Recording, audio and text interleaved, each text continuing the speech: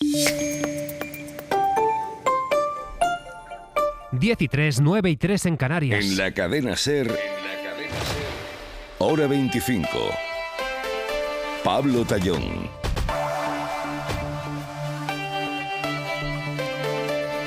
Tras la entrevista de Zapatero con Javier Ruiz, seguro que hay gente que está algo más aliviada, seguramente gente que ya quería estar más aliviada, pero es que seguro que muchos otros siguen sin entender por qué el expresidente todavía no da una explicación a cuestiones como de dónde salieron las joyas que se encontraron en su despacho.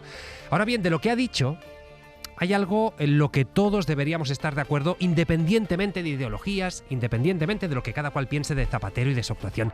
Y es que cuesta mucho entender que por el hecho de que la justicia investigue a alguien, todo el mundo pase a tener acceso a detalles íntimos de la vida de esa persona, y por desgracia eso pasa, y eso ha pasado en este caso, porque es muy difícil explicar qué tiene que ver el rescate de Plus Ultra, un presunto tráfico de influencias, un posible delito fiscal.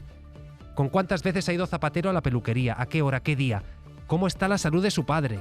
¿Cuáles son sus claves de correo electrónico? ¿Cómo son las conversaciones con gente de su confianza? ¿Quiénes son sus amigos? ¿Con qué periodistas se ha visto? Y no sé cuál es la solución, pero está claro que hay que resolverlo. Es decir, no puede ser que se exhiba la intimidad de alguien en vallas publicitarias por toda la ciudad, que es en el fondo lo que supone dejar al descubierto todo esto. ¿Y qué quieren que les diga? Esta humillación se parece poco a la presunción de inocencia con la que también todos, y esto va por algunos, deberíamos estar de acuerdo. Hoy vamos a comentar, por supuesto, los principales titulares de esta entrevista de Zapatero, también otros temas de actualidad con Manuel Rico. ¿Qué tal? Buenas noches. Buenas noches. Marisol Hernández, ¿cómo estás? Bien, ¿qué tal? Y damos la bienvenida y damos la enhorabuena, porque se incorpora a la mesa Antonio Ruiz Valdivia. ¿Cómo estás? Pues muy emocionado. La enhorabuena no es por aquí. esto. La enhorabuena no es por esto, es porque se incorpora como subdirector del Huffington Post. Exactamente, empezamos una nueva etapa a partir de septiembre. Ya estamos preparando ese momento de relanzar también el HuffPost, así que muy contento y con muchas ganas, a por todas. Pues nada, vuelve a casa, vuelve al Grupo Prisa, lo seguiremos de cerca y seguiremos comentando con él la actualidad. 10:05, 9:05 en Canarias. Y antes de ir con ello, Alfonso Gea, no está Alfonso Gea todavía. Alfonso Gea, buenas noches. Sí. Alfonso Gea, ¿Qué tal? ¿cómo Buenas estás? noches, Tallón. ¿Qué tal? Pues aquí estamos. Tenemos que ir con noticia de última hora porque estábamos muy pendientes de los incendios. Y atención, porque tenemos novedades, ¿verdad, Alfonso? Sí, novedades trascendentes. La Comunidad de Madrid acaba de solicitar al Gobierno central que se eleve el plan contra incendios forestales al nivel 3. Esto significa que es la Administración central la que va a gestionar a partir de este momento la emergencia. 10.000 vidas, 10.000 madrileños, según la Comunidad de Madrid, están en situación de riesgo. Los incendios con la actividad que puede desarrollar la Comunidad de Madrid son inextinguibles porque, no olvidemos, Tallón, que aparte de los 3 incendios que hay en Madrid, sí, otro más en Ávila, es decir, más el de Guadalajara, significa que son numerosas las comunidades autónomas que se encuentran ahora acosadas por las llamas y, por lo tanto, la Comunidad de Madrid, que se han ido apoyando en los últimos días con Guadalajara, le resulta imposible con los medios actuales poder hacer frente a estos siniestros. Principalmente se han desatado esta tarde.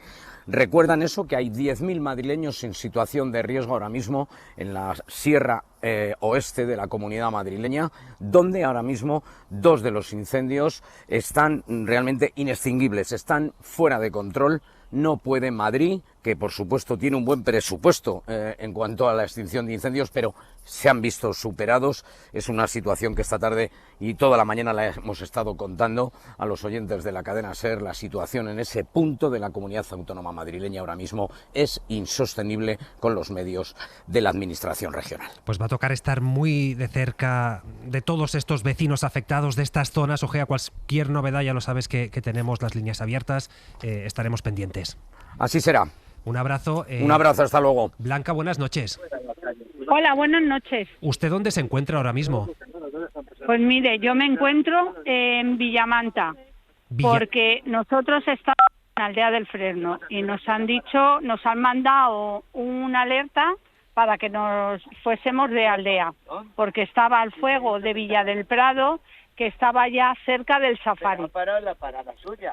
¿Ha llegado a ver las llamas cerca de su casa, interpreto?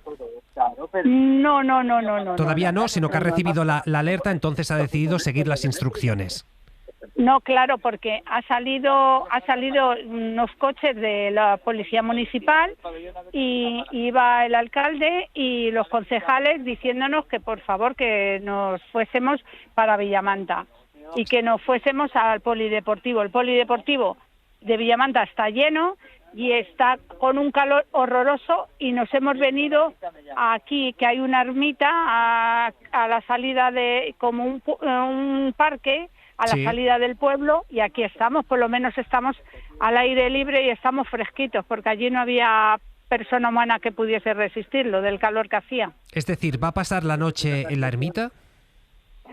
En la ermita no, en la calle. ¿En la calle? ¿Toda la noche?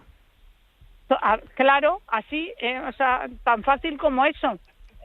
¿Pero no les dan ninguna otra alternativa, ninguna solución? Pues no, porque además es que no nos han dicho nada. Desde que llevamos aquí no nos han dicho nada. Si está aldea con mucha llama, con poca llama, si no hay nada, nada. No nos han informado de nada. ¿Cuántas personas están en esa situación ahora mismo? Pues... Espera. Yo no le... Los he mandado para llevar a la gente de la residencia. Vale. Aquí, donde estoy yo, pues como 200 personas. Está policía indicando. 200 personas, escuchamos cierto ruido, cierto, pues eso, indicaciones de fondo.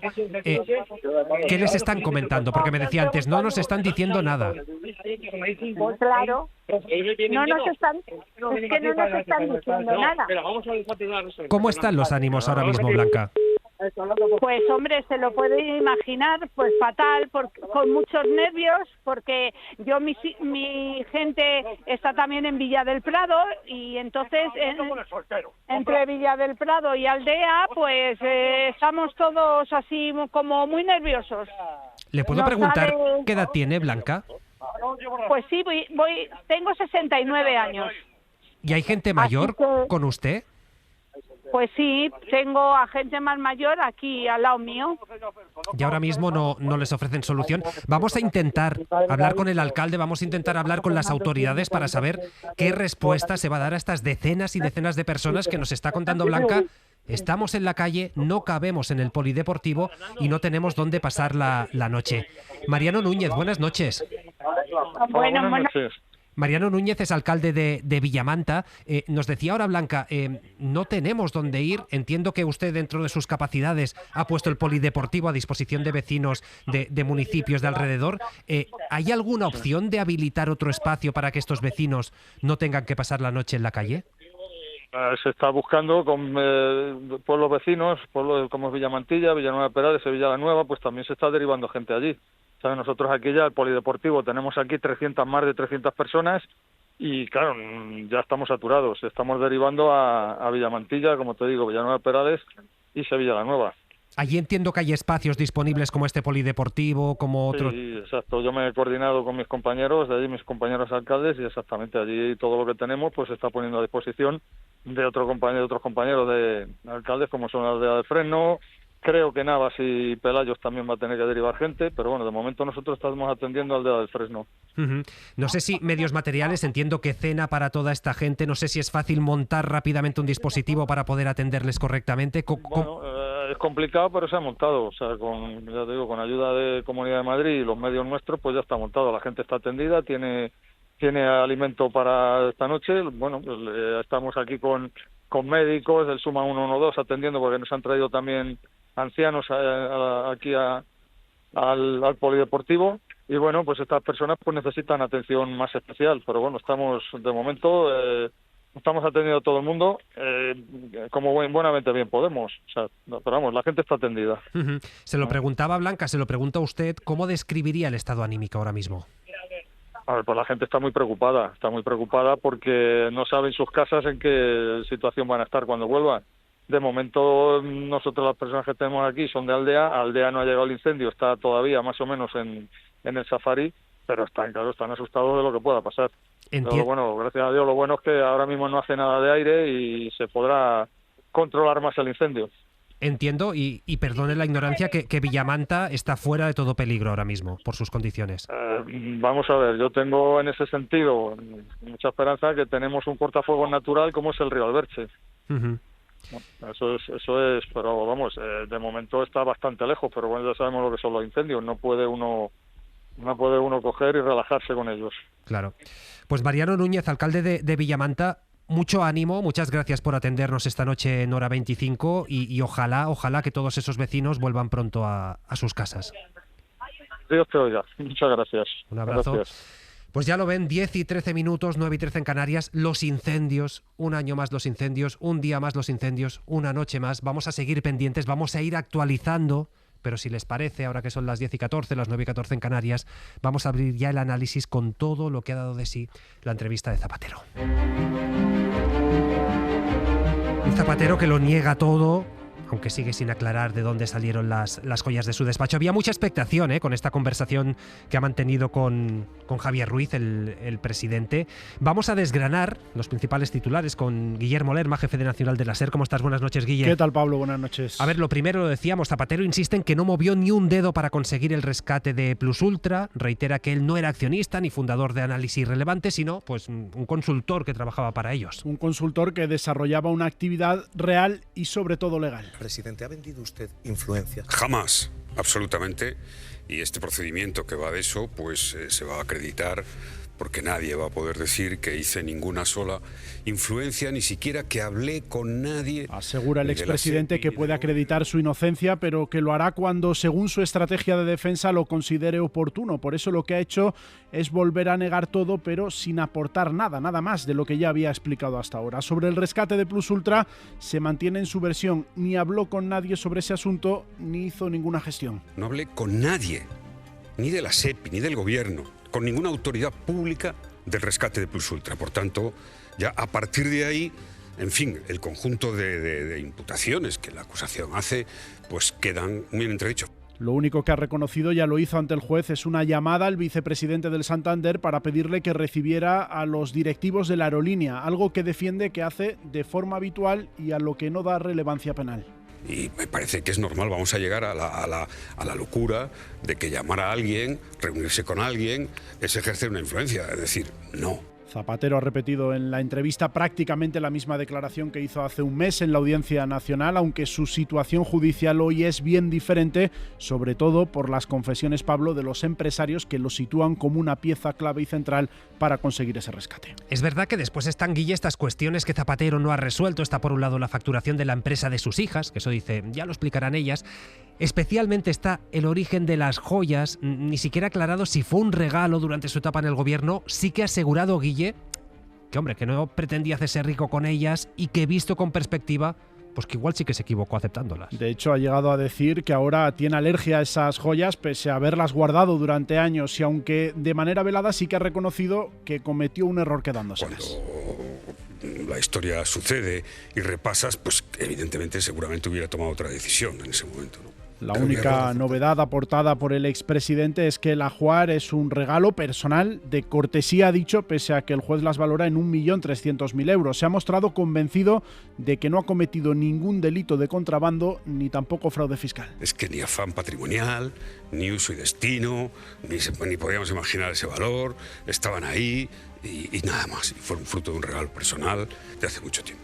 No ha querido aclarar el origen y la fecha en la que recibió esas joyas, un detalle clave para aclarar también, Pablo, la trascendencia penal de esos hechos. Hay que decir, Guille, que estas declaraciones de Zapatero chocan con lo que han asegurado ante el juez los dos dirigentes de Plus Ultra, que también están investigados, y quien era amigo personal del expresidente, es decir, hablamos de Julio Martínez, del dueño de Análisis Relevante. En este caso, Lerma, Zapatero ha evitado nada ni el más mínimo reproche contra él. Ya lo evitó en sede judicial y ha vuelto a evitarlo hoy en el plató de Televisión Española. No ha querido confrontar con Julio Martínez ni renegar de su amistad. Al contrario, ha dicho que él separa su estrategia de defensa del plano personal. Mire, yo no voy a entrar en la estrategia de defensa de Julio Martínez. Es una amistad de hace años y hay que separarlo de lo que es un proceso judicial, donde él está como investigado, yo también, y cada uno tenemos nuestra estrategia de defensa. Lo que sí ha hecho el expresidente, sin nombrar a nadie de forma explícita, es insistir en que quien tiene que demostrar que es culpable es el que acusa y no al revés. Es que quien insinúa, acusa, tiene que probarlo. Y además asumir la responsabilidad de que si no es cierto, la responsabilidad que tenga.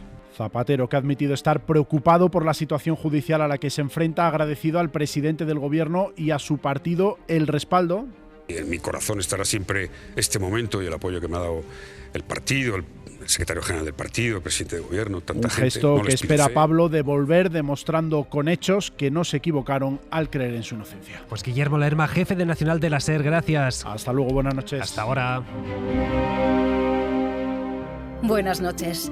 Si has participado en alguno de los 5 sorteos del nuevo dupla de la 11, Super 11 y Triplex de la 11 de hoy, consulta si has resultado ganador a tu vendedor en juegos11.es o a través de la aplicación Mi Vendedor 11. No olvides que comprando Lotería de la 11 colaboras con una gran labor social. 11. Bien jugado. Hora 25. Pablo Tallón. 10 y 19, 9 y 19 en Canarias. Enseguida el análisis con Manuel Rico, Marisol Hernández, Antonio Ruiz Valdivia, pero es que estamos muy pendientes, lo decíamos, de estos 3 incendios simultáneos que hay en el suroeste de Madrid. Se han desalojado los vecinos en la aldea de Fresnos. Podemos saludar hasta ahora a Francisco Martín, delegado del Gobierno en Madrid. Buenas noches, delegado.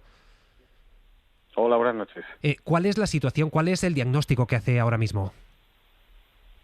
Bueno, la situación es muy compleja, porque si ayer teníamos un incendio que empezó en Almorox y que se extendió por Madrid a través de Villa del Prado, hoy ha surgido un incendio adicional muy cerquita, en San Martín de Valdeiglesias, que junto a las malas condiciones que ha habido a lo largo de la tarde, meteorológicas sobre todo, pues ha hecho que ambos incendios se mantengan descontrolados, hayan evolucionado en paralelo hasta posiblemente tener que dentro de unas horas en el término de Navas del Rey. Por el camino pues han ido atravesando distintos municipios que han provocado distintas evacuaciones y confinamientos y desde luego una actuación muy intensa tanto de los servicios de emergencia como también de las fuerzas y cuerpos de seguridad. Nos contaba antes Alfonso Gea que la Comunidad de Madrid ha pedido al Gobierno central que se haga cargo de todo el dispositivo, que lo asuma en primera persona. ¿Esto ya es efectivo?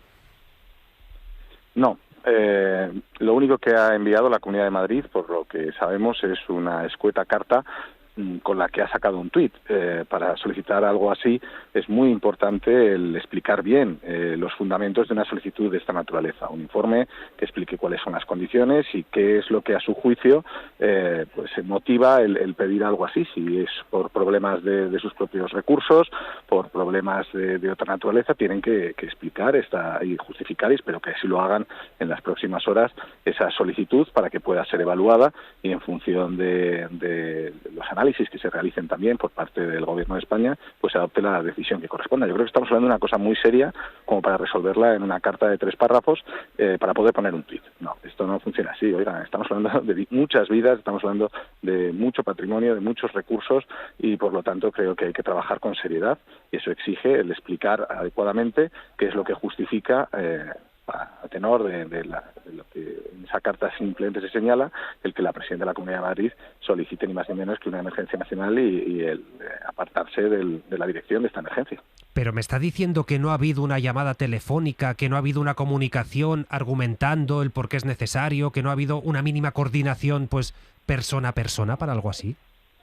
Sí, nosotros estamos en el puesto de mando avanzado, yo llevo continuamente el puesto de mando avanzado y el consejero me ha avanzado el que iban a hacer esta solicitud, pero esta solicitud hay que trabajarla, hay que documentarla, hay que presentarla de una manera que después pueda ser evaluada por los servicios técnicos de una manera seria. Esto es una cuestión muy seria y no hay que quitarse a un lado y decirle ahí la llevas. No, esto no funciona así, no puede funcionar así. Por lo tanto, toda la responsabilidad del Gobierno de España de apoyar a esta emergencia como hemos venido haciendo desde el primer momento, desde el primero. Y vamos a hacer todos los esfuerzos que sean necesarios. Y se han incorporado 2 hidroaviones en el mismo momento en el que la comunidad por fin los ha solicitado. La UME ha reforzado su presencia. Guardia Civil está haciendo un trabajo extraordinario. Y vamos a seguir apoyando esta emergencia como todas en el conjunto del país. Pero es importante que si se solicita una decisión de este calado, se justifique, se explique y por lo tanto se permita el evaluar si es viable o no. ¿Cree que es una decisión política más que técnica? ¿Una forma de quitarse responsabilidades? No quiero entrar en estos momentos en polémicas de ningún tipo. Lo que pido es que la Comunidad de Madrid sea responsable y que si solicita el que la dirección de la emergencia pase a manos del Gobierno de España, pues explique por qué, si es por incapacidad técnica, incapacidad operativa o por qué razones entiende que la evolución de la emergencia no va a poder ser controlada por los servicios de la Comunidad de Madrid con el apoyo que está teniendo en estos momentos por parte del Gobierno de España. ¿Qué previsión hay para los vecinos que están siendo desalojados? Antes nos decía Blanca, hemos ido al pabellón habilitado en uno de los pueblos, allí ya estaba todo lleno, ahora estamos en la calle, estamos esperando a ver dónde podemos ir. ¿Cómo se está gestionando esto? Bueno, la Guardia Civil, como les decía, ha ido trabajando en las evacuaciones que se iban señalando en los distintos municipios. Hablamos de miles de personas evacuadas en municipios como San Martín de Valdeiglesias, Playos de la Presa, Aldea del Fresno. Ahora estamos ya también en una parte de Navas del Rey. Por lo tanto, muchas evacuaciones que están viéndose afortunadamente acompañadas de una responsabilidad extraordinaria por parte de los vecinos y vecinas de todos estos municipios y que nos está permitiendo en estos momentos poder destacar el que no ha habido un solo herido, no hay ni que poder lamentar ningún daño personal significativo. Creo que esto es muy importante en las condiciones en las que nos encontramos. Y a partir de ahí vamos a seguir trabajando en función de cómo vaya evolucionando cada uno de los incendios, si finalmente se juntan o si el que está en Ávila colindando con Madrid finalmente entra también en Madrid y se nos termina de complicar todo en esta misma comarca, pues iremos adoptando las decisiones correspondientes, apoyando en este caso a la dirección de la emergencia de la Comunidad de Madrid hasta que cambien las circunstancias, si es así, y se adopte una decisión diferente. ¿Es probable que esto ocurra? No sé qué previsiones tienen de cara a la noche.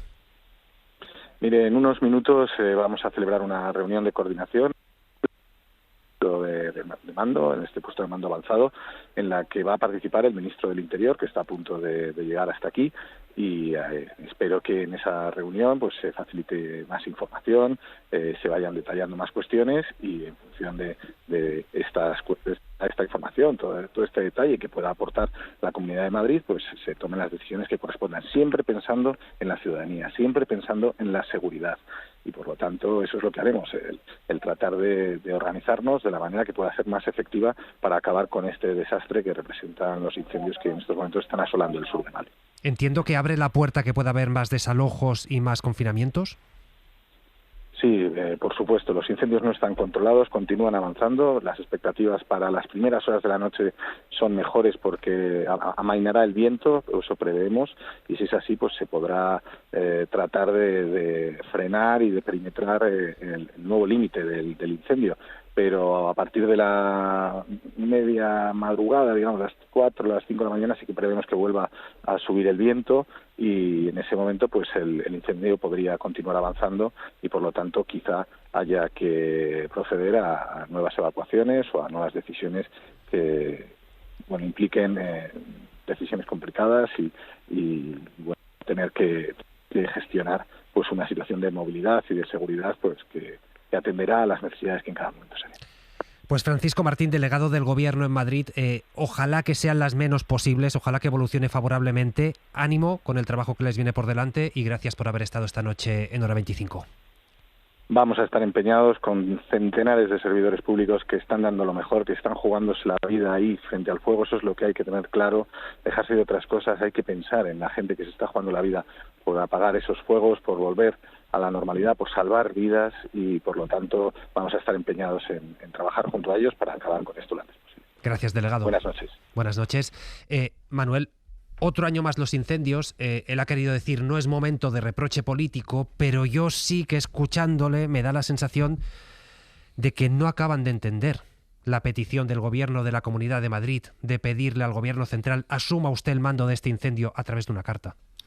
Bueno, si es así, es lógico que no lo entienda él y que no lo entienda nadie, ¿no? Lógicamente, la regulación para elevar al nivel en que la Administración autonómica o pide a la central que asuma el mando, que asuma las competencias, que pues ese debate, como recordaréis perfectamente, se produjo cuando la Dana en Valencia, y ahí la Generalitat en ningún momento pidió al Gobierno central que se asumiesen las competencias, pero bueno, está regulado cómo hay que hacerlo y sobre todo hay que justificarlo, claro, explicar por qué, qué medios necesita y por qué la comunidad no es capaz, considera que el gobierno central debe asumir ese control. Por lo tanto, si los hechos han ocurrido, como ha explicado el delegado del gobierno, pues es bastante incomprensible, ¿no? Por supuesto, lo fundamental ahora es la lucha de los que están ahí a pie del cañón para intentar detener el incendio, pero bueno, todo lo relacionado con los incendios tiene también un componente político, ¿no? Más allá de este, digamos, conflicto puntual por las competencias, bueno, hay unos políticos, unos partidos negacionistas del cambio climático, y eso tiene consecuencias porque lógicamente defienden y aplican unas políticas y bueno, y eso hay que ponerlo sobre la mesa, ¿no? Marisol. Yo creo que es lógico que la Comunidad de Madrid se haya visto sobrepasada, ¿no? por la intensidad de los incendios y la evolución que están teniendo, y que quiera un poco pues la ayuda del gobierno, y no solo la ayuda del gobierno, ¿no? También puede haber ahí un interés en que sean ellos los responsables y quitarse de en medio. O sea, dentro de la lógica política que llevan el Gobierno de España y la Comunidad de Madrid en un conflicto permanente, pues casi que se entiende incluso mejor. Pero yo creo que las dos administraciones en estos momentos deberían dejar totalmente de lado sus constantes cuitas. Tenga razón quien tenga razón, porque da lo mismo a la gente que hoy está temiendo por sus casas y bueno, hemos visto lo que ha pasado, ¿no? Los fallecimientos que ha habido recientemente y la virulencia de los incendios que estamos teniendo. Creo que no le interesa en absoluto si la solicitud se ha presentado bien o se ha presentado mal, aun dando por hecho que lo que acaba de decir el delegado del gobierno sea totalmente cierto. O sea, es que se puede haber presentado mal, pero yo creo que lo interesante ahora, y creo que el mensaje que tiene que lanzar el gobierno es un mensaje de comprensión, de colaboración, de lo que ha dicho prácticamente al final, ¿no? De que lo primero son los ciudadanos y lo primero es su seguridad. Y todo el debate que pueda haber de carácter técnico, creo que sería más eficaz solventarlo en privado. Antonio. Bueno, yo creo que tendríamos que hablar ya de la España quemada o la España calcinada. Es un drama lo que estamos viviendo y desgraciadamente nos estamos acostumbrando en este verano a un ritmo de los incendios que no son normales.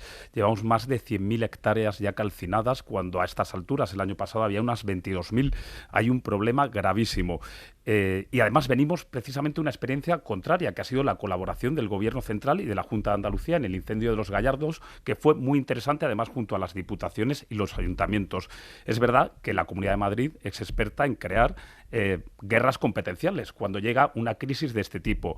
Este tipo de crisis además necesitan del acuerdo de todas las administraciones y los ciudadanos lo agradecen. Yo creo que cuando hablas con la gente en la calle, como pasó en Andalucía, o lo hemos visto también en Guadalajara, te piden unidad. Luego ya habrá tiempo para reproches, etc. Pero en los momentos en los que la gente está en la calle necesita esa unidad de acción. Y además ahora mismo hay un debate muy interesante y muy profundo, que es ese pacto de Estado puesto sobre la mesa por el Gobierno central, que el Partido Popular y Vox están desoyendo totalmente. Y es verdad que se necesita cooperación, pero se necesita también una política que enfrente de verdad a los incendios, y tenemos una realidad que se llama cambio climático. Y lo mismo que se ha colaborado en Andalucía, también tenemos en Andalucía un pacto entre el Partido Popular y Vox que es absolutamente negacionista, que niega la Agenda 2030 o el Pacto Verde. Por lo tanto, se necesita cooperación, pero se necesitan también políticas que miren al futuro, porque es que, bueno, no es el futuro, es el presente, y el cambio climático está achicharrando nuestro país. Es que lo estamos viendo, la previsión es que todo vaya peor. Vemos Francia con temperaturas disparadas. Es una realidad el cambio climático. O nos adaptamos o esto es el pan de cada día. 10:32, 9:32, enseguida analizamos Zapatero. Obviamente seguiremos pendientes de los fuegos, pero vamos a hacer un poquito de análisis político. A la vuelta.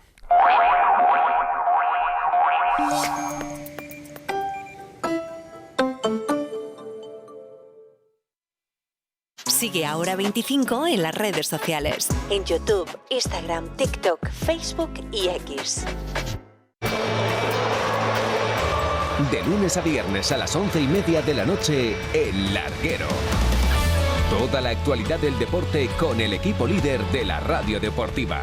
También en verano, todo el deporte en la SER.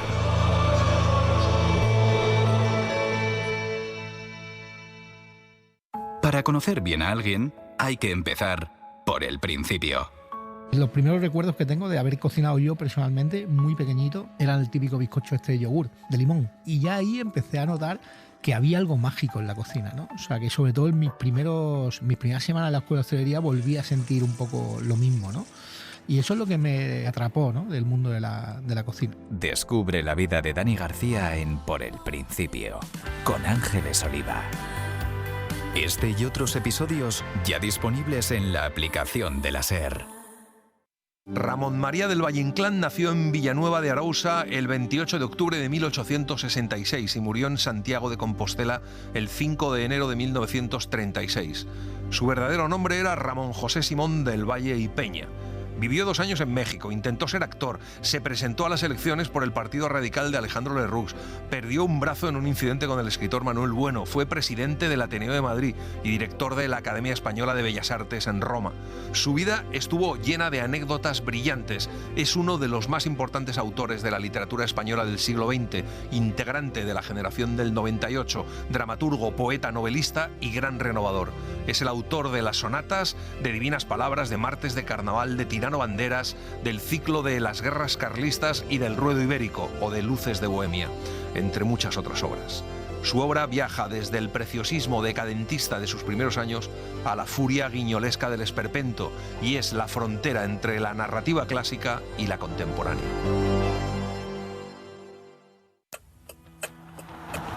La economía mundial, las conversaciones con Millás o la Fórmula 1. Todo en el coche, en el metro.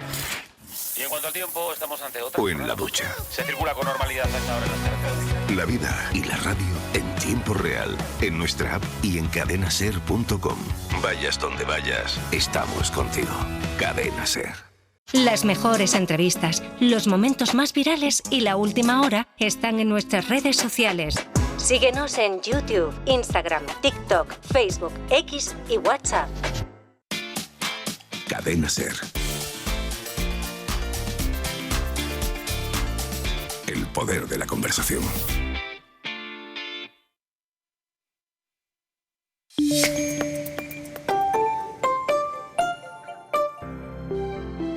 Buenas noches. En el sorteo de mi día de la 11 de hoy, la fecha ganadora ha sido 29 de noviembre de 1976. Y el número de la suerte, el 1. Consulta si has resultado ganador a tu vendedor en juegos11.es o a través de la aplicación Mi Vendedor 11. Recuerda que mañana, como cada viernes, tienes un bote millonario con el sorteo de Eurojackpot de la 11. 11. Bien jugado. Te quedas con ese chiringuito que no aparece en las guías, con el libro que por fin acabaste y con esa foto que nunca subiste. Porque el verano no va de dónde estás, va de con qué y con quién te quedas. Gracias por quedarte en Hoy por Hoy, donde encuentras todo lo que te mueve. Hoy por Hoy, con Pedro Blanco. Tu verano en la SER. Hora 25. Pablo Tallón. 10:36, 9:36 en Canarias, lo decíamos, retomamos el tema Zapatero, que hoy ha roto su silencio y claro, como es obvio, esto ha despertado reacciones políticas. Ya saben que tanto el gobierno, empezando por Pedro Sánchez, como el PSOE, cerraron filas con él desde el primer momento. Y lo cierto, Josué Coello, buenas noches. ¿Qué tal, Pablo? Buenas noches. Lo cierto es que tras la entrevista se reafirman y se muestran convencidos, en público y en privado, de que el expresidente va a demostrar su inocencia. Lo que no sé, Josu, partidos como Sumar, Esquerra, Junts, el PNV, Podemos, si también mantienen su confianza en Zapatero y especialmente si mantienen o no la confianza en el actual gobierno. En el gobierno siguen confiando en la inocencia de Zapatero y fuentes de la Moncloa reiteran que las explicaciones del expresidente le sirven para creer en su palabra y nos dicen que seguirán respetando sus tiempos. Niegan además que esta entrevista haya sido una estrategia pactada con Moncloa, misma idea que trasladan desde el partido.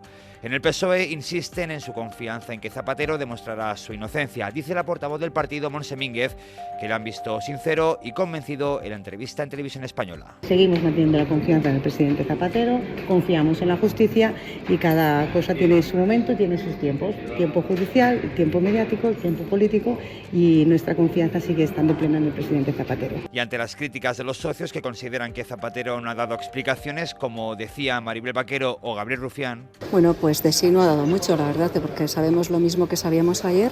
Esas las acusaciones policiales de las que es objeto Zapatero, no ha aclarado nada en torno a ellas, por lo tanto seguimos en la misma situación que antes de la entrevista y bueno, tendremos que esperar a lo que se produce en juicio. No soy objetivo, como todos ustedes saben, tengo una relación muy buena con Zapatero, ha ayudado mucho, pero sí que es cierto que creo que tiene pocas explicaciones o cero explicaciones para según qué cosas. En el PSOE niegan la mayor y Montse Mínguez habla de un presidente valiente. Pero qué falta de explicaciones, el presidente Zapatero me ha explicado, le han hecho preguntas, un compañero suyo de profesión le ha hecho todas las preguntas, ha respondido y evidentemente hay un proceso judicial y se tienen que respetar los tiempos en el proceso judicial. Yo he visto a un presidente valiente, convencido y que quiere demostrar su inocencia. Y es que Pablo, en el último pleno del curso político, tras más de 10 horas y a pesar de que el gobierno ha sacado adelante varias iniciativas, hoy no se ha hablado de otra cosa en el Congreso que de Zapatero y de su entrevista. Y como era previsible, el Partido Popular no lo ve igual que el PSOE. De hecho, Feijóo, el mismo Feijóo que pide presunción de inocencia para los investigados de su partido, el mismo Feijóo vuelve a dar por hecho que Zapatero es culpable. Adriana Jordán, buenas noches. Hola, buenas noches. Y no solo Zapatero, sino que vuelve a señalar a Pedro Sánchez como máximo responsable de esta corrupción que él da por hecho. Sí, al terminar la entrevista, el PP tenía un reproche pendiente de Rodríguez Zapatero sobre que no respetan en las filas del PP la presunción de inocencia. Núñez Feijóo subrayaba que sí confía en el trabajo de los jueces, pero la situación política del señor Zapatero no tiene un pase. Los populares centran su estrategia en la corrupción que rodea al gobierno y al PSOE, así que las explicaciones del expresidente socialista se les han quedado cortas. Esther Muñoz. Que ha tomado el pelo a los españoles. Creo que ha sido una tomadura de pelo su entrevista. El líder del PP apunta incluso a que la entrevista ha sido una maniobra urdida por el presidente del gobierno para distraer. Lo que le ha mandado Sánchez al señor Zapatero a hacer, el señor Zapatero no debería haberlo hecho. En Génova se les quedan muchas preguntas pendientes sobre las joyas, sobre las hijas de Zapatero, sobre si hubo mediación con el Ejecutivo, asuntos en los que en el PP van a seguir apretando estos días. Marisol, ¿la situación de Zapatero es mejor ahora que antes de la entrevista con Javier Ruiz? Yo creo que judicialmente es igual, obviamente, pero creo que políticamente, por decirlo de algún modo, es un poco mejor, porque habíamos vivido ya dos intentos fallidos de dar explicaciones. El primero, el mismo día en que se estaba registrando su despacho y la empresa de sus hijas, ¿no? Que fue una grabación casera prácticamente para decir que era inocente y que no tenía nada que ver con el rescate de Plus Ultra. Luego, el mismo día en que declaró en la Audiencia Nacional, hubo un comunicado, que fue un comunicado muy, muy escueto, que además era prácticamente un acto de fe, ¿no? Le pedía a la gente que confiaran en él, bueno, sin dar más datos. No había tampoco proporcionado mucha luz en su propio testimonio ante el juez, y yo creo que hacía falta que se sometiera a preguntas. Creo que la entrevista además ha sido muy completa, han sido preguntas muy inquisitivas, y es verdad que no ha cambiado nada en el sentido de que no sabemos nada que no supiéramos, pero bueno, yo he agradecido primero que al menos no se presentara como una víctima, que dijera que respeta absolutamente, como no puede ser de otro modo, el sistema judicial. O sea, no, aunque el gobierno había coqueteado con esa idea, ¿no?, alguna vez, sobre todo por la coincidencia de este tema con el caso Leire, pues no, esta vía Zapatero no la ha utilizado, ¿no? Ha sido totalmente respetuoso con la investigación judicial. Ha dado mucha relevancia al tema de la vulneración de derechos fundamentales, que yo creo que, bueno, él ya va a explotar por dos vías. La primera, sobre la legalidad o no de las grabaciones que dan origen al caso, que yo creo que ahora tiene menos sentido, porque esa veracidad de las conversaciones, ¿no?, ya la han refrendado tanto los directivos de Plus Ultra como también el propio Julio Martínez, ¿no?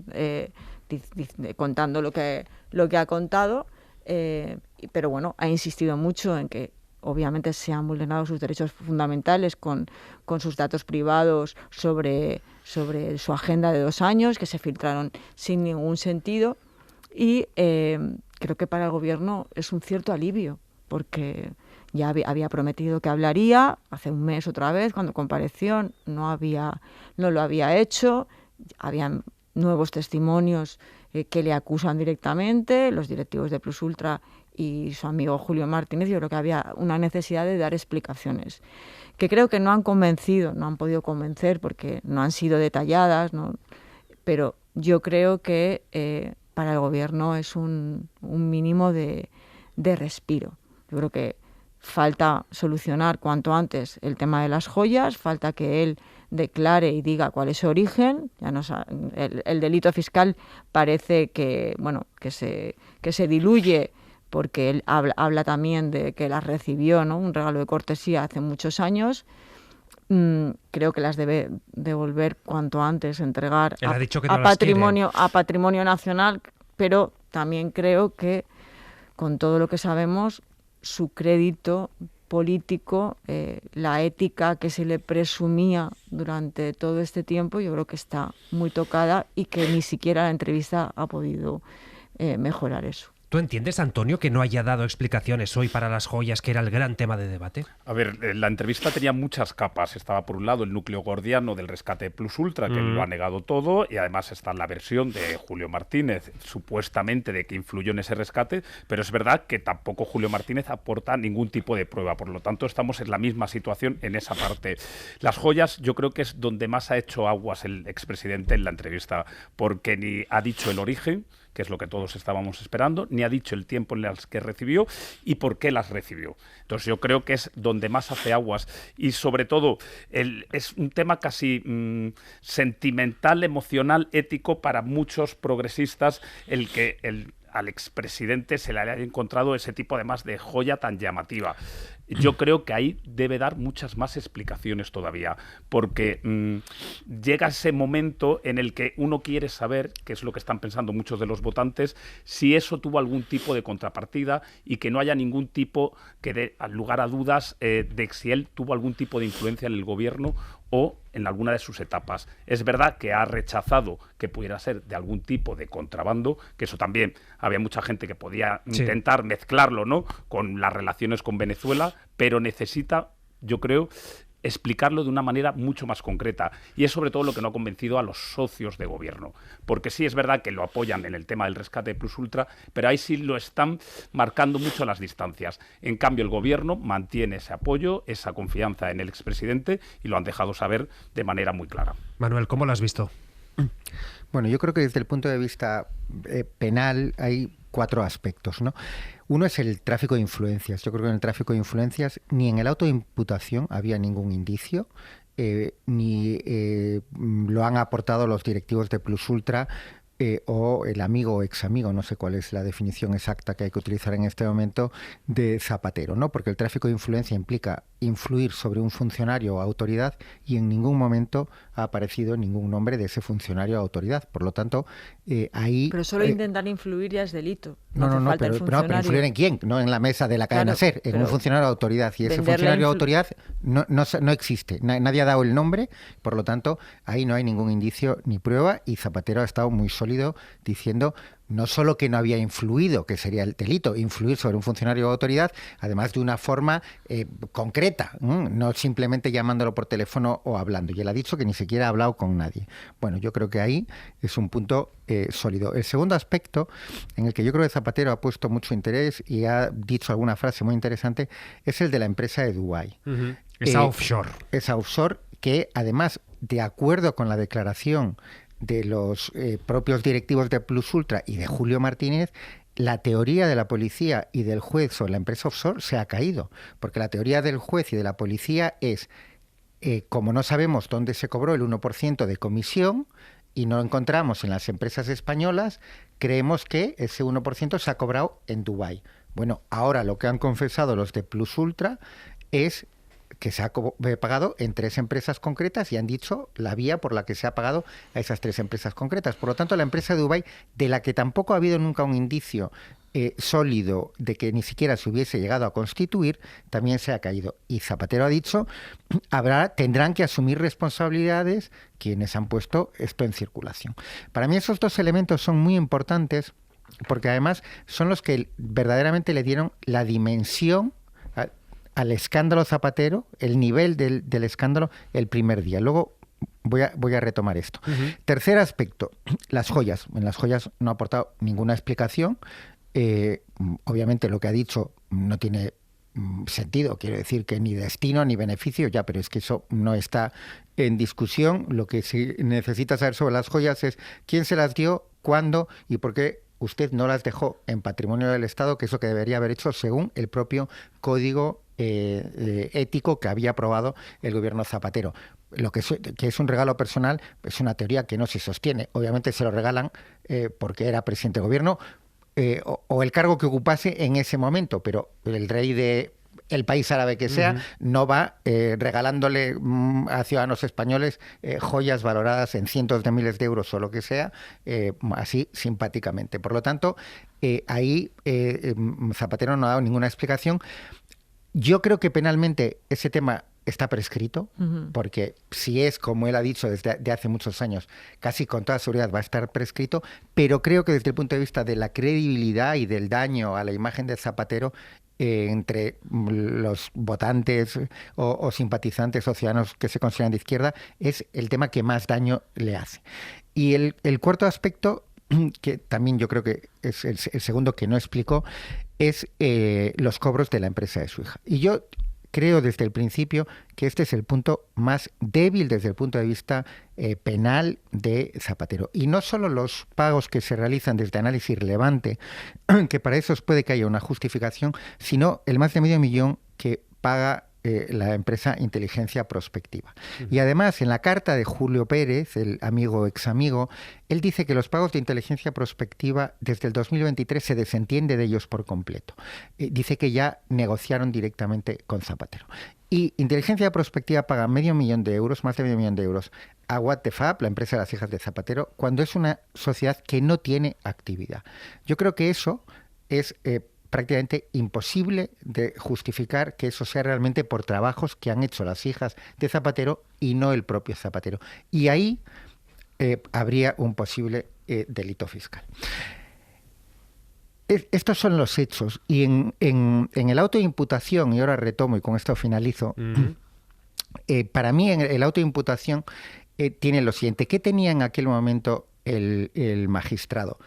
Tenía lo de What the Fab, que yo creo que ahí los indicios de delito fiscal eran muy sólidos. Los indicios de que la empresa, las hijas de Zapatero, había cobrado por trabajos realmente realizados por el expresidente de gobierno.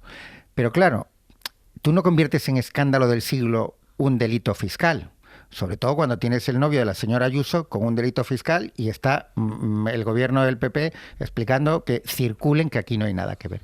Pero si tú en el auto de imputación pones tráfico de influencias y empresa en Dubái, entonces has creado el escándalo del siglo. Y de momento, eso fue lo que ocurrió, pero a día de hoy han pasado, creo que fue el 17 de mayo cuando se conoció el auto de imputación, han pasado por lo tanto más de 2 meses. Sobre el tráfico de influencias no tenemos nada sólido, tenemos sobre un trabajo de lobby supuestamente, pero no sobre el tráfico de influencias. La empresa de Dubái parece que se ha caído y el delito fiscal probable a través de What the Fab, eso sí que sigue estando ahí. Y un último apunte, perdón, dije antes que era el último, toda la razón del mundo, y en eso creo que estamos todos de acuerdo, es un verdadero escándalo la filtración de su agenda de 2 años. No desde el punto de vista de los periodistas, que obviamente estamos interesados en que nos hagan el máximo de filtraciones posibles, pero desde el punto de vista de los derechos fundamentales de un investigado es evidente. Y tú decías en tu reflexión inicial, en tu editorial, que comparto plenamente, ¿y esto cómo se soluciona? Pues muy fácil, persiguiéndolo, porque es un delito. Y deberían los jueces poner el mismo interés en perseguir este delito que cualquier otro, porque para eso está en el Código Penal. Bueno, ha habido filtraciones que han acabado con un fiscal general del Estado, digamos. Sobre las hijas, ahí claro, Ruiz le ha preguntado a Zapatero, le ha dicho, ellas ya darán la explicación que tocan, y Ruiz también le ha preguntado, ¿pero fue usted el testaferro de...? Fueron ellas su testaferro, y ahí se ha indignado muchísimo Zapatero. Ha dicho, ¿quién puede pensar que yo use a mis hijas como testaferro? Es decir, para cobrar, sin que vaya directamente a él, para esquivar a la justicia. Decíamos, al Partido Popular no lo ha convencido, los socios dudan. Enrique Santiago, buenas noches. Muy buenas noches. Diputado de Sumar, portavoz parlamentario de Izquierda Unida. Del 1 al 10, ¿dónde está ahora su confianza en Zapatero?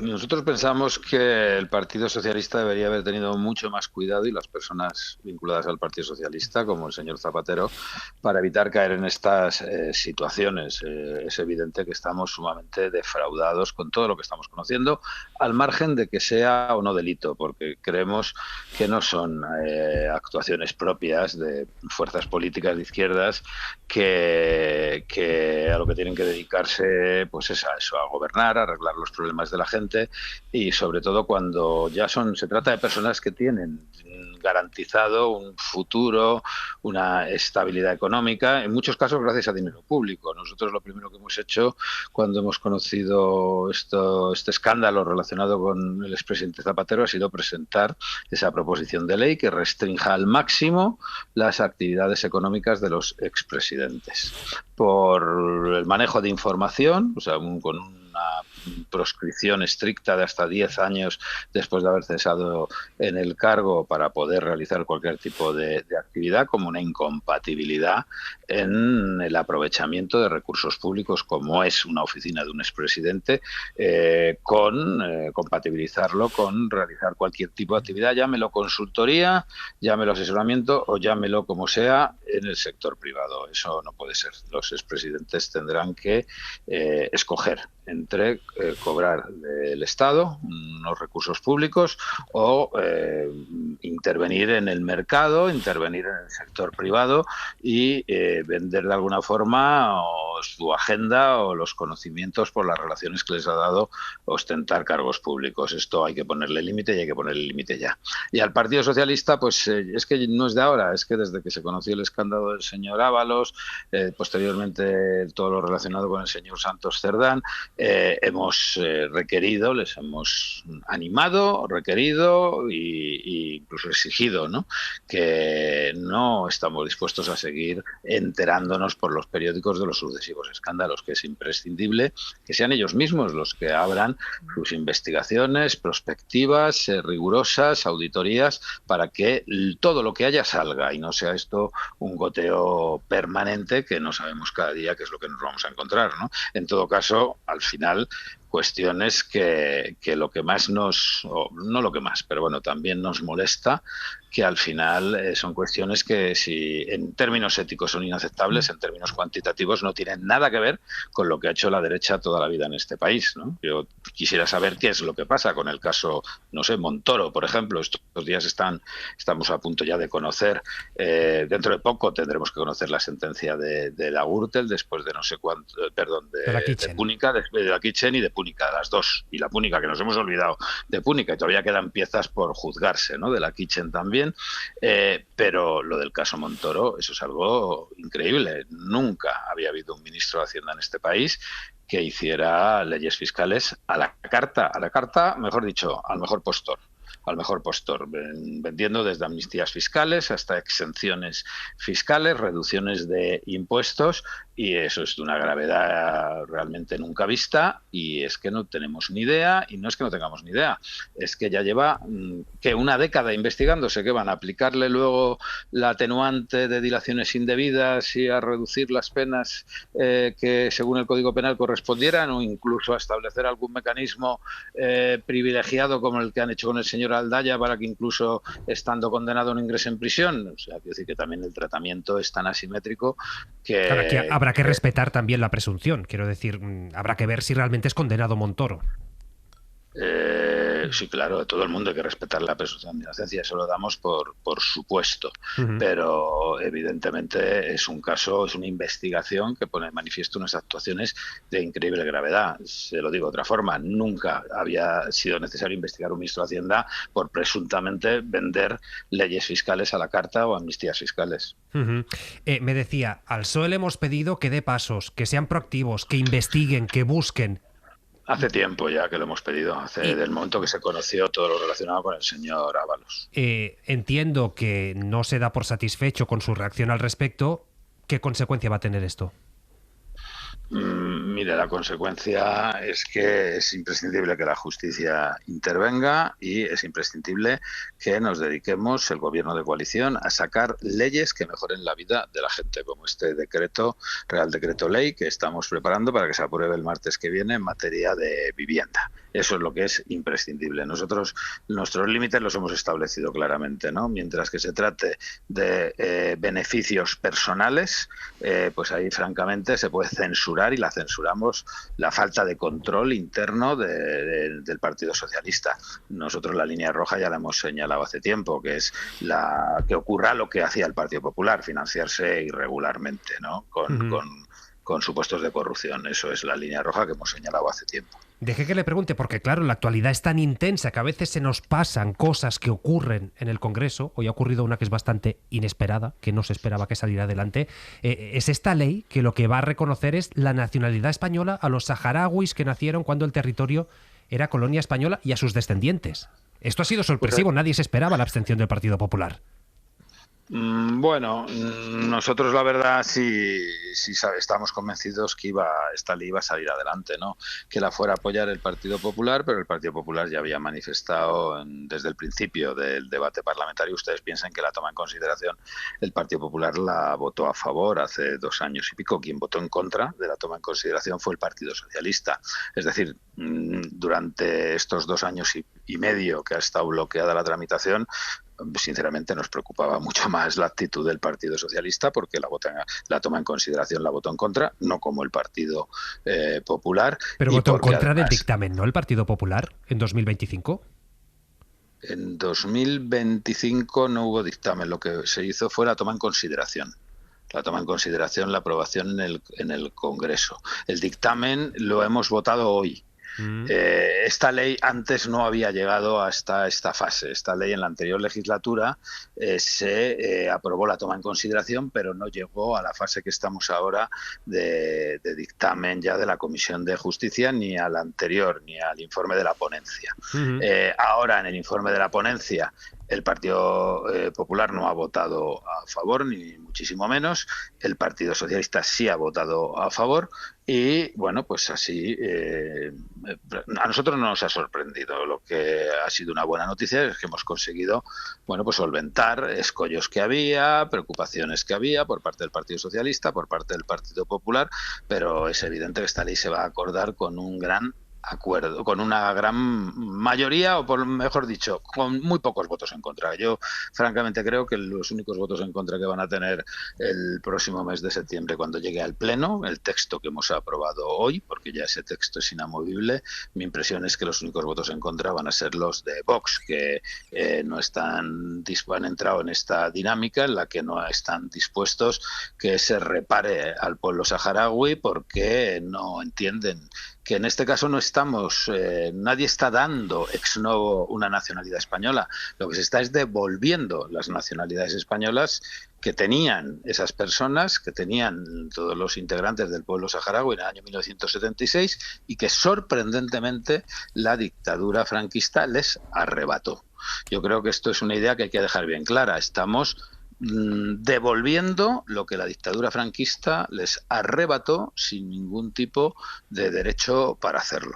Pues Enrique Santiago, diputado de Sumar, gracias por estar esta noche en Hora 25.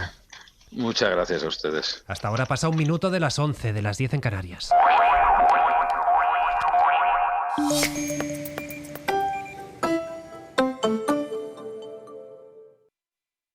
Sigue a Hora 25 en las redes sociales. En YouTube, Instagram, TikTok, Facebook y X. Leiva, muchas gracias por este rato de conversación, la verdad. Leiva, gato pardo. Ha habido un momento inolvidable para mí, impensable y terapéutico. Te agradezco mucho tu tiempo y tu cariño. Entrevistas hay muchas. Gato Pardos, solo en El Faro. Me gusta mucho estar contigo. Ha sido un placer total. Gracias. El Faro, con Mara Torres. Cadena SER. Sofá Sonoro, con Alfonso Cardenal. Cuando Billie Eilish tenía 13 años, subió a internet una canción que iba a cambiar su vida. En Ocean Eyes, una canción de amor, la adolescente decía algo que me sonó a premonición de lo que iba a ser su vida. Tengo miedo, cantaba. Nunca he caído desde tan alto. Su primer álbum, When We All Fall Asleep, Where Do We Go?, tuvo un éxito enorme y que fue el primer paso de una carrera fascinante. Los grandes clásicos del siglo XX y las leyendas que los crearon en Sofá Sonoro, con Alfonso Cardenal. Vayas donde vayas, Cadena SER. La Cadena SER presenta El placer de escuchar. En teniendo con qué alimentarnos y con qué cubrirnos, estemos con eso contentos. Los que quieren enriquecerse caen en tentaciones, en lazos y en muchas codicias locas y perniciosas que hunden a los hombres en la perdición y en la ruina, porque la raíz de todos los males es la avaricia. Y por eso mismo me será muy difícil perdonarte, cariño, por 1000 años que viva, el que me quitases el capricho de un coche. Comprendo que a poco de casarnos eso era un lujo, pero hoy un 600 lo tiene todo el mundo, Mario. Hasta las porteras, si me apuras, que a la vista está. Nunca lo entenderás, pero a una mujer, no sé cómo decirte, le humilla que todas sus amigas vayan en coche y ella a patita. Que te digo mi verdad, pero cada vez que Esther, Valentina o el mismo Crescente, el ultramarinero, me hablaban de su excursión del domingo, me enfermaba, palabra. Aunque me esté mal decirlo, tú has tenido la suerte de dar con una mujer de su casa. Una mujer que de 2 saca 4 y te has dejado querer, Mario. Que así que cómodo. Que te crees tú que con un broche o 2 reales o un detallito por mi santo ya está cumplido. Y ni hablar, borrico. Que me he hartado de decirte que no vivías en el mundo. Pero tú, que si quieres. ¿Y eso sabes lo que es, Mario? Egoísmo puro, para que te enteres. Que ya sé que un catedrático de instituto no es un millonario. Ojalá. Pero hay otras cosas, creo yo, que hoy en día nadie se conforma con un empleo. 5 horas con Mario. Miguel Delibes. 1966. Cadena SER. El placer de escuchar. Cadena SER. El poder de la conversación.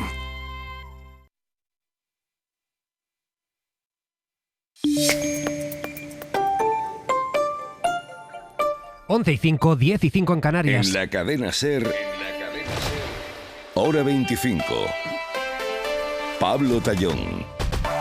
Y vamos a actualizar el mapa de los incendios forestales. Empezamos en Madrid, donde arden 3 fuegos de forma simultánea en el suroeste de la comunidad que han obligado a evacuar a miles de personas de varias poblaciones.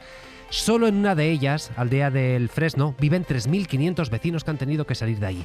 Ante esto, la Comunidad de Madrid ha pedido al Gobierno central que asuma el control de la emergencia, pero acabamos de hablar en Hora 25 con el delegado del Gobierno en Madrid, Francisco Martín, que no tiene muy clara esta petición. Lo único que ha enviado la Comunidad de Madrid, por lo que sabemos, es una escueta carta con la que ha sacado un tuit. Para solicitar algo así es muy importante el explicar bien los fundamentos de una solicitud de esta naturaleza. Un informe que explique cuáles son las condiciones y qué es lo que a su juicio pues motiva el pedir algo así, si es por problemas de sus propios recursos, por problemas de otra naturaleza, tienen que explicar y justificar, y espero que así lo hagan, esa solicitud para que pueda ser evaluada. Creo que estamos hablando de una cosa muy seria como para resolverla en una carta de 3 párrafos para poder poner un tuit. Bueno, ya veremos si esto se va escalando a bronca política, si se acaba encauzando. También decía el delegado, lo importante ahora es las personas, el fuego, acabar con ellos. Por lo pronto, el ministro del Interior está ya en el puesto de mando porque la noche se prevé complicada. Alfonso G, a última hora. ¿Qué tal? Buenas noches. Noche complicadísima. En ese comunicado que ha hecho público en las redes sociales la Comunidad de Madrid, desde luego da muchos más razones de por qué solicita esa activación del nivel 3 de la emergencia al Gobierno central. Desde luego bastante más que en la carta. Vamos con ello. Dice la Comunidad de Madrid, Tallón, que estamos viviendo una situación crítica de incendios forestales múltiples y de extrema gravedad. Y pasa a enumerar los incendios en Villa del Prado con afección a Aldea del Fresno. Torreno, incendio en San Martín de Valdeiglesias con Pelayos de la Presa, incendio en Almorox, junto al que preocupa muchísimo ahora mismo, que es el incendio abulense de Burgondo, que amenaza también la frontera de la Comunidad de Madrid por su zona norte. Dice la Comunidad de Madrid, dice la Puerta del Sol, en este comunicado en redes sociales, que en este momento hay más de 10.000 personas evacuadas en distintos municipios. Pues gracias, Ogea. Hasta luego. Hasta ahora nos lo contaba, Ogea, ahora nos lo contaba el delegado, que una de las preocupaciones es precisamente que salte a Madrid el otro gran fuego que está preocupando ahora mismo, el que se ha declarado en Burgondo. Eso vale, pero ahí es imposible. A esta hora 1.500 personas van a dormir fuera de casa por este incendio en la provincia de Ávila. Las llamas han avanzado muy rápido por el viento y también por las características del terreno, lo que ha complicado muchísimo el trabajo de los equipos desplegados en la zona. 3 municipios confinados, entre ellos el del Tiemblo, que es el que está más cerca del fuego. Ser Ávila, Lorena García. El incendio que se declaró este miércoles en Burgondo deja hasta ahora un balance devastador y ya está a las puertas de la localidad del Tiemblo. Un virulento incendio que, debido a la velocidad de las llamas, ha quedado prácticamente fuera de la capacidad de extinción. José Francisco Hernández Herrero, delegado territorial de la Junta de Castilla y León en Ávila. Intentar anclar el incendio en el término municipal del Tiemblo, en las proximidades del Tiemblo, pero ciertamente no sabemos si va a ser posible. En todo caso, esas líneas de seguridad con bulldozer se están trazando de manera perimetral en las proximidades del Tiemblo, en la cabecera también del pantano del Burguillo. A su paso también deja a más de 1.500 personas evacuadas, 3 municipios confinados preventivamente por el humo, el Tiemblo, Burgondo y Navaluenga, y a falta de cifras oficiales ya podemos hablar de graves daños ambientales. El fuego ha calcinado la Reserva Natural del Valle de Iruelas, algunas viviendas y negocios.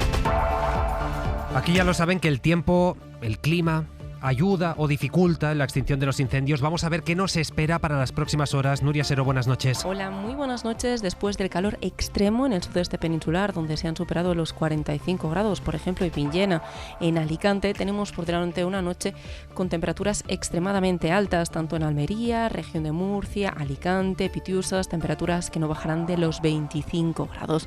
Mañana será otra jornada con mucho calor, especialmente en el este peninsular y Baleares, donde están activados los avisos por altas temperaturas, y especialmente está activado el aviso rojo por calor extremo en el Valle de la Almanzora y Los Vélez en Almería. Mañana el día empezará con algunas precipitaciones en Galicia por la mañana, en el resto el día será bastante tranquilo, pero atención por la tarde, porque las tormentas serán muy fuertes tanto en Galicia, Asturias, Aragón, especialmente en la ribera alta del Ebro, como también en el este peninsular. En Canarias seguirán soplando los vientos alisios. 11 y 9, 19 en Canarias. Antes José Coello decía, ha sido un día intenso en el Congreso. Estaban los diputados también pendientes de la entrevista a Zapatero. Claro, hoy había pleno, ya ha pasado algo que entraba dentro del guión, pero que hace pocas horas ha consumado, que es que el Congreso ha tumbado el primer trámite de los presupuestos.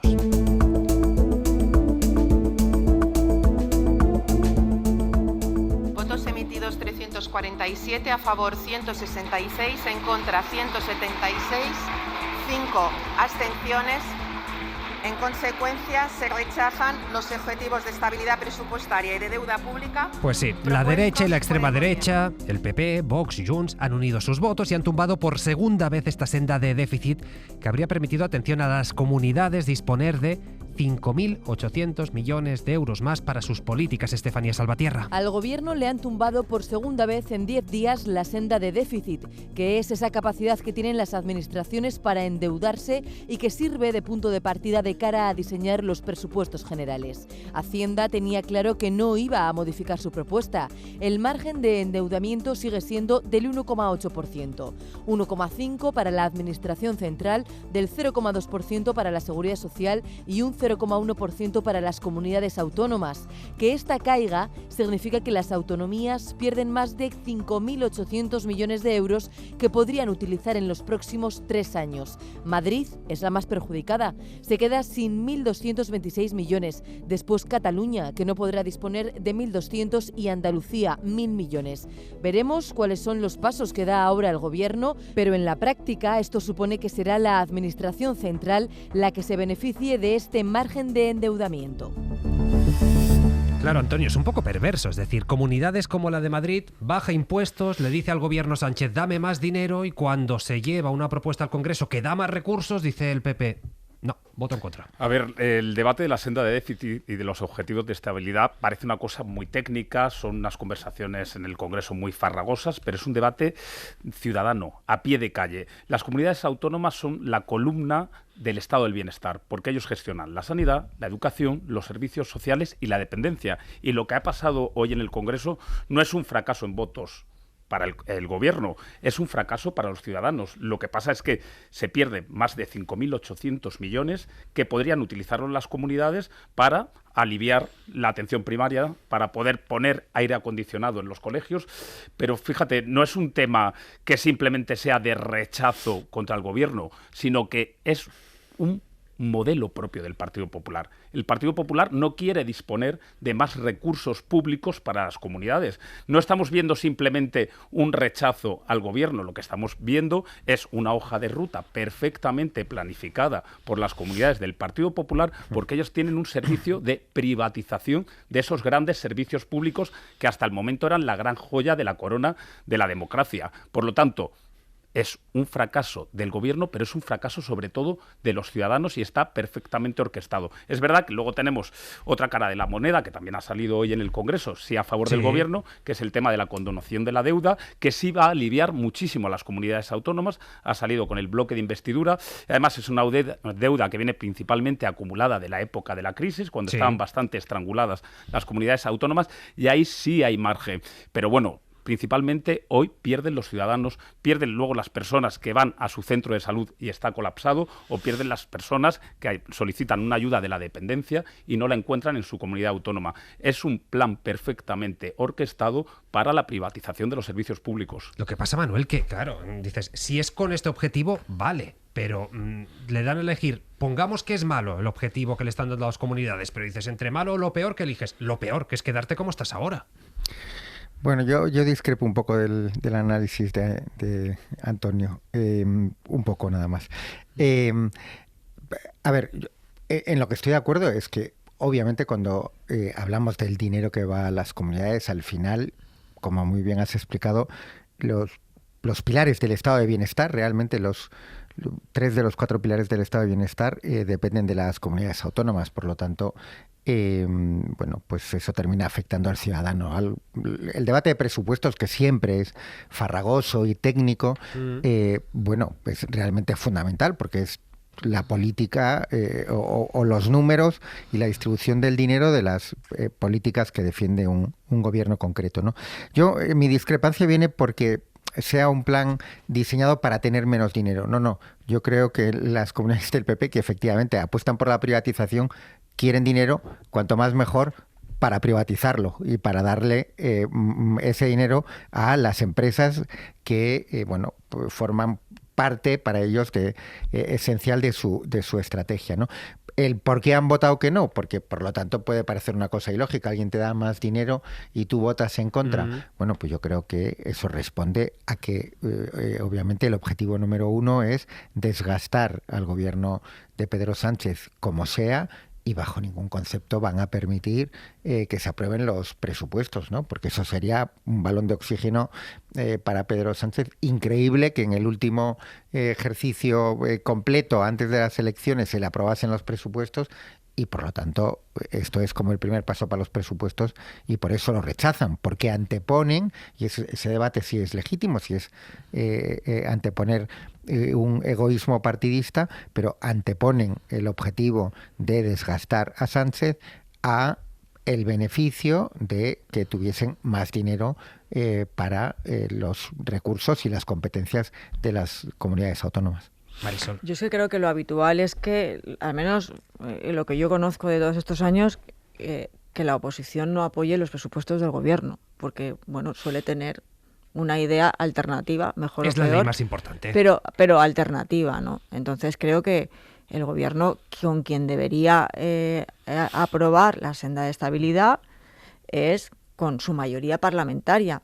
Quiero decir que puedo estar de acuerdo en que, bueno, pues que desde luego el PP está desde el primer momento decidido a no darle ni agua al gobierno, a costa incluso de beneficiarse de algunas decisiones. En esto y por ejemplo en la quita de la deuda, ¿no? Que la quita de la deuda favorece a Andalucía, favorece a Comunidad Valenciana, favorece a Murcia, pero hay una decisión política tomada de que ellos van a votar en contra. Y han conseguido, para mi sorpresa, que todos sus varones estén de acuerdo en que sea así, a pesar del riesgo de que sus ciudadanos no lo entiendan, ¿no? Es una decisión política, pero creo que el gobierno no ha podido aprobar unos presupuestos en 4 años, no ha podido tampoco aprobar el paso previo. Y bueno, yo creo que ahora la duda, lo importante del escenario que se abre es si realmente esta vez va a presentar o no presupuestos. Que no lo sabemos. ¿Claro? Yo no lo tengo claro porque durante 3 años ha dicho que los va a presentar y finalmente no los ha presentado. Siempre había una excusa a mano. Sí. Claro, y la última vez que yo le escuché al ministro de Hacienda hablar sobre este tema y cuando se le preguntó por si iban a cumplir en tiempo y forma el proceso presupuestario, no confirmó tampoco que fueran a presentarse a finales de septiembre, que es cuando constitucionalmente toca. Yo creo que ha quedado claro que el Gobierno no quiere presentar unos presupuestos en el Congreso para perderlos, porque si no ya lo habría hecho antes, y no pasará nada, ¿no? Si pierdes unos presupuestos y no ocurre nada, como en algunos momentos se ha defendido, los hubieran presentado.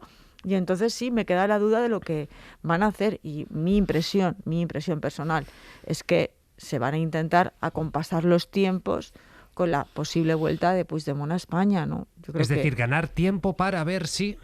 Esa es mi impresión. Claro que, bueno, no, al menos que la enmienda a la totalidad, que es la votación importante, no se produzca sin que tú hayas cumplido con la aplicación definitiva de la amnistía, que no depende de ti, pero bueno, que una vez que se ha pronunciado el TJUE, en este otoño se pronunciará previsiblemente el Constitucional. Yo creo que eso ya no abre absolutamente de par en par la puerta al regreso de Puigdemont. Y bueno, y me parece que esa es la estrategia del Gobierno, pues presentarlos si realmente cree que los puede aprobar. Luego ya, pues puede ser también, y es otra de las hipótesis, que los presente, no los apruebe y entonces Pedro Sánchez decida que va a elecciones. Pero bueno, yo no suelo creer mucho en los automatismos de Pedro Sánchez, que tiene más tendencia a sorprender que a hacer cosas que parecen ya previsibles o que forman parte de un guión. ¿Cómo lo veis vosotros? ¿Va a ser el primer acto de la campaña el que le tumben los presupuestos o se van a quedar en un cajón para poder estirar más la legislatura?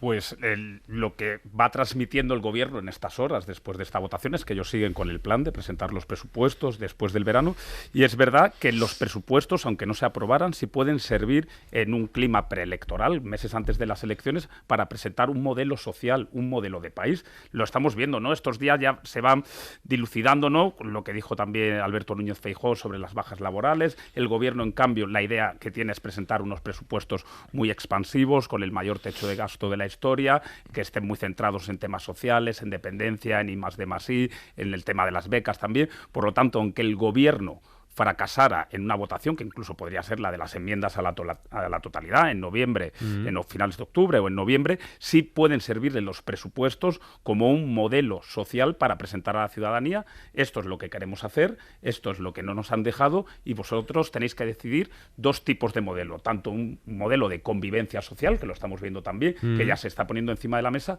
como un modelo económico. Y de hecho al Gobierno le interesa hablar de economía, porque los datos son buenos, los puede vender bien, y además puede jugar el discurso de la izquierda, que hasta el momento siempre se había presupuesto que era peor gestionando la economía de la derecha. Hoy tiene los mejores datos en las economías más avanzadas, hay récord de empleo, hemos subido el salario mínimo, se han subido las pensiones, y puede jugar esa baza económica que además Pedro Sánchez cree que muchos ciudadanos están dispuestos a votarle de nuevo por precisamente tener una gestión económica acompañada de medidas sociales. Manuel. Bueno, yo no me atrevo a hacer pronósticos, la verdad. Yo creo que entramos en tierra desconocida. Mi opinión es que Pedro Sánchez, si puede, aguantará toda la legislatura, o sea, aguantará hasta julio del año que viene. Parece complicado en determinados momentos, ¿verdad? Pues cuando se conoció la sentencia de Ábalos, parecía complicado el año pasado, en julio del año pasado, cuando saltó el escándalo Ábalos. Yo creo que esa es la primera opción, pero Si no, yo creo que Sánchez tiene una reflexión muy importante sobre la mesa, que es cuando convoca las elecciones, ¿no? Ha pactado con el PNV que no lo va a hacer, que no va a haber superdomingo electoral, es decir, que no van a coincidir en mayo del año que viene, cuando se celebran las municipales en toda España, y las autonómicas creo que son en 10 comunidades, y eso pues deja un par de ventanas más, ¿no? Si no consigue aguantar hasta julio, que sería febrero o noviembre, ¿no? Yo creo que ahí están los temas judiciales. Pedro Sánchez nos ha sorprendido en más de una ocasión, y yo ahí comparto la reflexión de Marisol, ¿no? De que no es alguien muy previsible.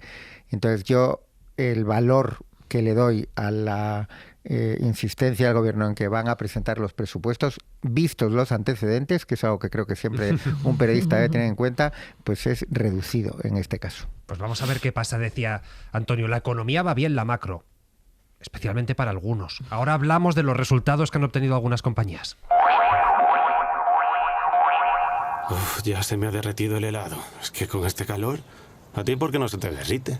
Pues igual porque voy pensando en la friolera de los 15 millones del cupón extra de verano de la 11. ¿Y se te transmite el frío a la mano? Supongo. Este verano refréscate con la friolera de los 15 millones del cupón extra de verano de la 11. El 15 de agosto un premio de 15 millones y 10 premios de 1 millón. Cupón extra de verano de la 11. No te quedes sin tu cupón. 11. Bien jugado. Juega responsablemente y solo si eres mayor de edad. Te quedas con tus reflexiones frente al mar, con los reencuentros inesperados y con ese mañana madrugamos que nadie se creyó. Porque el verano no va de dónde estás, va de con qué y con quién te quedas. Gracias por quedarte en A Vivir, que son 2 días, donde encuentras todo lo que te mueve. A Vivir, que son 2 días, con Lourdes Lancho. Tu verano en la SER. Hora 25. Pablo Tallón. Ya saben que la guerra de Irán, iniciada por Donald Trump, ha hecho tambalear la economía mundial, ha provocado subidas de precios, ha obligado a gobiernos como el de España a aprobar escudos anticrisis. De hecho, hoy también se ha convalidado en el Congreso. Pero como decíamos, no a todo el mundo le ha ido tan mal. Resulta que como consecuencia del aumento del precio del crudo, Repsol ha multiplicado por 3 sus beneficios en la primera mitad del año, ha ganado más de 2.200 millones de euros. Y esto quiere decir, Sira Valdés, buenas noches. Hola, buenas noches. Esto quiere decir que de enero a junio ya ha ganado más que en todo el año pasado. Concretamente, en la primera mitad del año, Repsol ha ganado 300 millones más que en todo el 2025. Y es que la empresa no solo se ha beneficiado de la subida del precio del crudo, que ha hecho que ahora sus reservas valgan 800 millones más, sino también de las tensiones de suministro, sobre todo en materia de carburantes, y lo ha hecho a través de 2 vías: por un lado incrementando su producción industrial y por otro aumentando su margen de refino, es decir, el beneficio que obtiene al transformar ese petróleo en derivados como las gasolinas o el queroseno.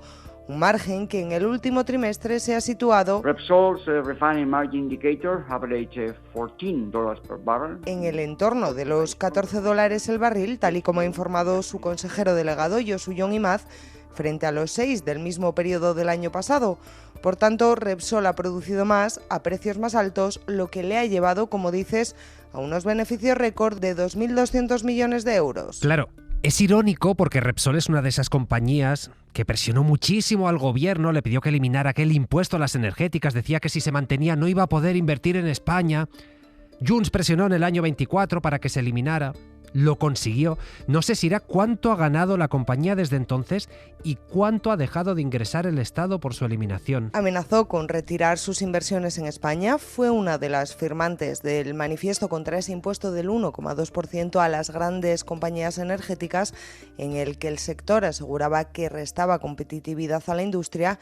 Y finalmente, todas esas presiones consiguieron que el Congreso tumbara la prórroga de esta tasa, que estuvo en vigor durante 2023 y 2024 y que aplicaba sobre la facturación del año anterior de las grandes energéticas.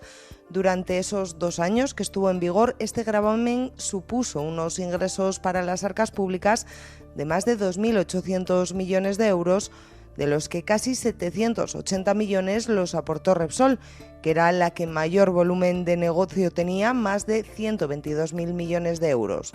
En estos 2 años y medio en que esa tasa ya no se aplica, las ventas de la compañía superan los 133.000 millones de euros, por lo que se ha ahorrado en torno a 800 millones de los más de 5.500 que ha ganado.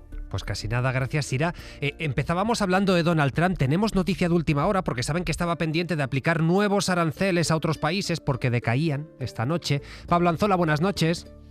¿Qué tal? Buenas noches, Pablo. A Pablo Anzola no paramos de saludarle. Desde las 8 estamos saludándolo todo el rato. ¿Qué ha pasado? Además es curioso, es un gravamen del 12,5% a 60 países, no afecta a España.